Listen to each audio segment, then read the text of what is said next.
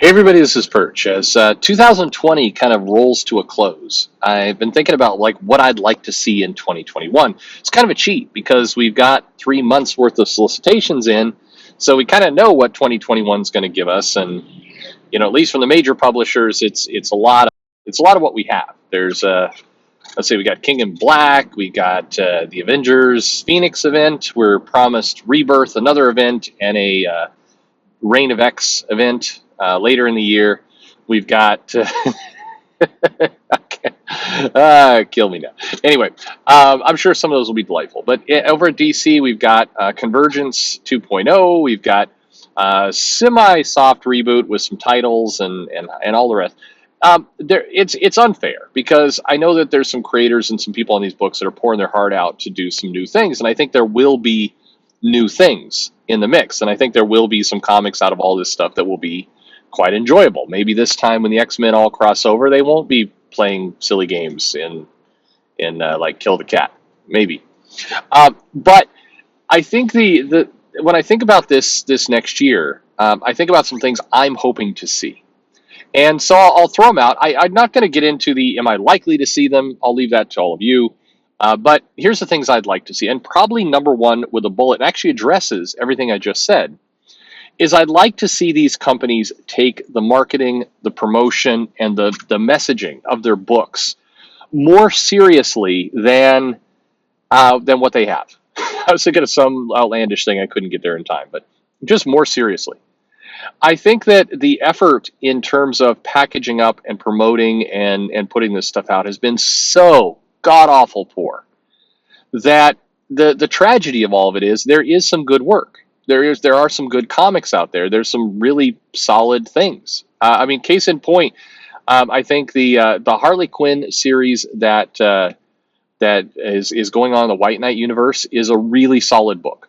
You would not know it from the almost complete lack of marketing. When I say marketing, I'm not talking, you throw a full page ad inside of a comic book somebody else's bought. I mean, kind of use these tools. Look, please don't be upset with what I'm about to say. I know some of you are going to be. So I'm trying to do this for illustrative purposes. All right. The fact that you have a lot of quote unquote Comicsgate projects on Indiegogo that have a more aggressive, louder marketing campaign. Forget for the moment whether you agree, disagree with that group or what they're doing or anything else. Just forget about it for just a moment. The blitz of awareness for those projects is so much more powerful than what the big two are doing, and it's being done by people with zero training in doing any of this. It's being done by people who do not know, quote unquote, what they are doing from the standpoint of they haven't worked in the comics industry. I highly doubt most of them have, an MBA or any kind of business degree or marketing degree, yet they're getting their stuff out there and they're able to get visibility for their projects in a way that far, far exceeds what these big two with millions of dollars at their disposal and a lot of internal resources are able to do. You know, it's absolutely absurd to me that you have people who with like, that they have a Batman logo with blood dripping off of it for their avatar, and they're called, I Bloodman 16, and they are doing a more effective job promoting Indiegogo books and comic books than Marvel and DC. Does that seem absurd to you? It should. It feels absurd to me. And so I'm hoping in 2021 that situation changes because it is ludicrous to me that this is something that we're living with that's going on. And the inability for any of these companies to have any kind of plan when it comes to the digital landscape. And when I say digital, yes, I mean digital comics, but I also just mean social media. I mean live streams. I mean, God, if you want to see something super uncomfortable, like watch some of these Zoom Comic Cons that have gone on. I mean, you know the bit where it's like, hey, my grandma is on Facebook, and it's so cringy because they doesn't know how to use the technology. It's so like, oh, it's so awkward. watching some of these creative professionals on Zoom is like watching like the distant elderly try and struggle with a dial-up modem. It's painful to me. And so you know, what's funny is you go on this site Fiverr. Do you know Fiverr? It's Fivvr, I think. If you just spell Fiverr, because it's millennials, they can't spell. Just spell like Fiverr wrong into a browser, and you will find this stuff. Um, and then look at what they have to offer. You can hire somebody to like make a social media post for you, to make a graphic for you for like $5, and they'll turn it around. I mean, it's probably absolutely horrible slave labor gig economy stuff, but it's like you can get material from some rando person in some other third world country for like $5, and it will vastly exceed what it is you're trying to do there with Corel Paint. Just come on, just and I mean, please, for the love of God, have some kind of coherent digital strategy, because to the point, I think there are a lot of people out there, a lot of creators who have pretty interesting pitches, pretty interesting concepts, and they're doing interesting things, but it is completely invisible to the world, because their publisher, the company they're doing it for, is just doing nothing to promote it anywhere outside of the same old kind of channel inside the comic shop. And even there, it's very sad done. I really hope that changes. Yes, I do hope for a digital strategy in 2021. I want to see some kind of coherent, this is what we're going to do for comics, this is our plan, we're going to invest 2 years into it, we're going to make it work. That's what I want to see. I want to see some people hired who actually have experience in this, not bloated rando executives who are have never done this before. I want to see some tech people who are people who've done microtransactions in the gaming industry. I know that sounds gross just coming out of my mouth, but hire some people who actually know what the hell they are doing, and try a digital strategy that is not, hey, we've got some random books that'll come out at some random time that we are not sure completely where, and they could get canceled and you notice, who knows, but go buy them. Like, have some kind of plan.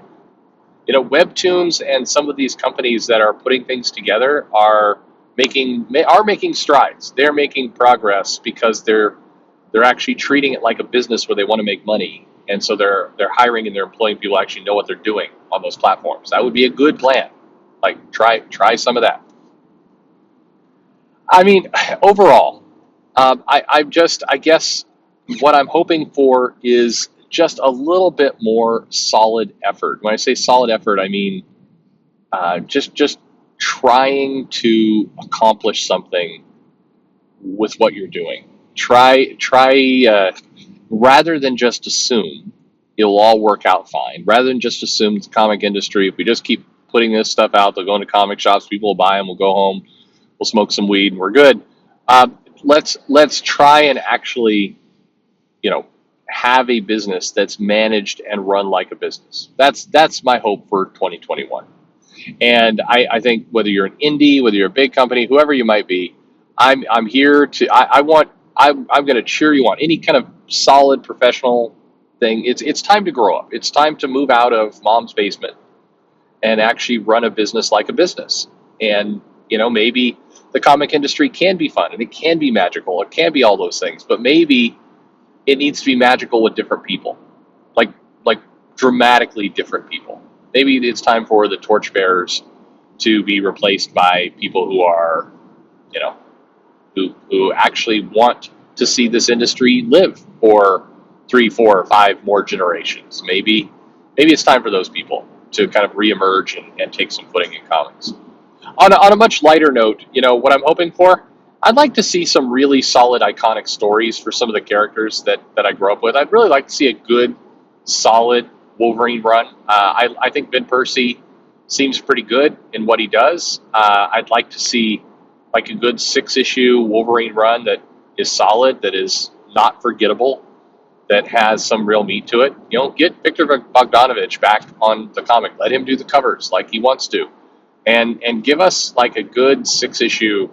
Just I'm not asking for much. Just give us a good 6 issue run.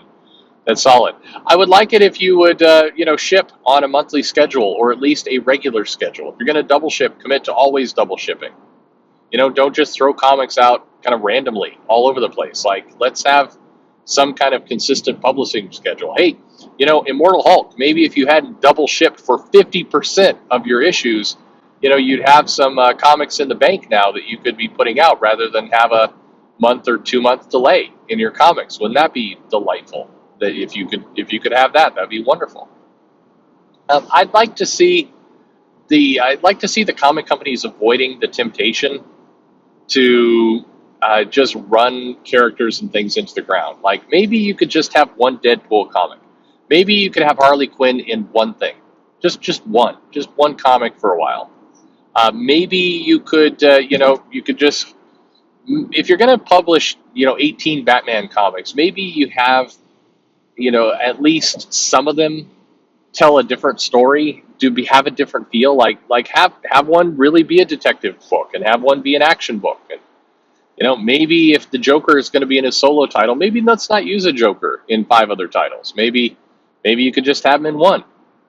Maybe I don't know. Maybe you could stop saying you're going to do things and then doing the complete opposite. Maybe if you say, hey, we're going to straighten out continuity and make this new reader friendly, you actually make it new reader friendly. And you don't just say that and then introduce a bunch of other goofy concepts. Maybe if you're going to say we're going to cut down on all the alternate Earths through Secret Wars, you don't 1 month later reintroduce the 616 and the multiverse. I mean, just pick. Maybe don't say it in the first place if you think that these things are a problem.